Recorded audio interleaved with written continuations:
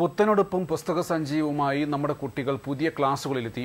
എന്നാൽ ഇതൊക്കെ സ്വപ്നം കാണാൻ പോലും ആവാത്ത ബാല്യം പണിശാലകളിലും വീടുകളുടെ അടുക്കളപ്പുറങ്ങളിലുമുണ്ട്. ചിരിക്കാൻ മറന്നുപോയ, കളിക്കാൻ നേരമില്ലാത്ത, അക്ഷരങ്ങളും വർണ്ണങ്ങളും കൂട്ടിനില്ലാത്ത അവരെ ഓർക്കാൻ ഒരു ദിനം. ജൂൺ 12 അന്താരാഷ്ട്ര ബാലവേല വിരുദ്ധ ദിനം. കുട്ടികൾ സമൂഹത്തിലെ നിർണായകമായ ഘടകമാണ്. ജനസംഖ്യയിലെ ഏതാണ്ട് 23% കുട്ടികളാണ്. അവരെ വിദ്യാഭ്യാസവും ആരോഗ്യവും നൽകി വളർത്തുന്നതിന് പകരം ചൂഷണം ചെയ്യുകയാണ് ലോകമെങ്ങും. പടക്കപ്പുരകളിലും ഫാക്ടറി ചൂടിലും ബാല്യം കരിഞ്ഞുവാടുന്നു. ചിലപ്പോൾ ഒതുങ്ങിയമരുന്നു.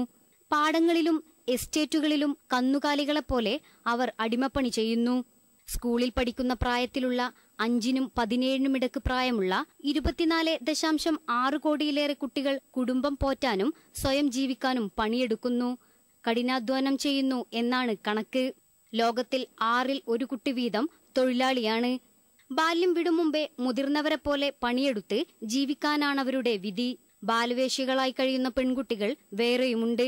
ജീവിതം എന്തെന്നറിയും മുമ്പ് സ്വന്തം ശരീരം വിൽപ്പനച്ചരക്കാക്കാനാണവരുടെ ദുർവിധി. ഇന്ത്യയിൽ 8 കോടിയിലേറെ കുട്ടികളെ കൊണ്ട് പണിയെടുപ്പിക്കുന്നുവെന്നാണ് കണക്ക്.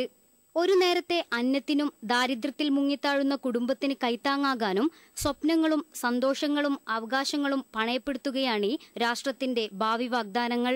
ശരീരത്തേക്കാൾ ഭാരമുള്ള വസ്തുക്കൾ എടുത്തുയർത്തുന്ന എത്രയെത്ര കുരുന്നുകൈകൾ, ചോരത്തുടിപ്പ് മാറാത്ത കുഞ്ഞു കൈപ്പത്തികൾ, ഇരുമ്പുപോലെ പരുക്കനാവുന്ന തരം ജോലികൾ, മനസ്സും ശരീരവും തളർന്നു പോകുന്ന ഭാരം പേറി 100 കണക്കിന് കുഞ്ഞുങ്ങൾ നമ്മുടെ ഇടയിൽ മരിച്ചു ജീവിക്കുകയാണ്. ഈ ദിനാചരണം തകൃതിയായി കടന്നുപോകുമ്പോഴും കുട്ടികളുടെ അവകാശങ്ങളെക്കുറിച്ചുള്ള വ്യക്തമായ ധാരണയും അവയുടെ പ്രയോഗവൽക്കരണവും നമ്മുടെ നൈതിക ജാഗ്രതയുടെ ഭാഗമാണെന്ന കാര്യം മറന്നുപോവുകയാണോ? News desk, Malabar times.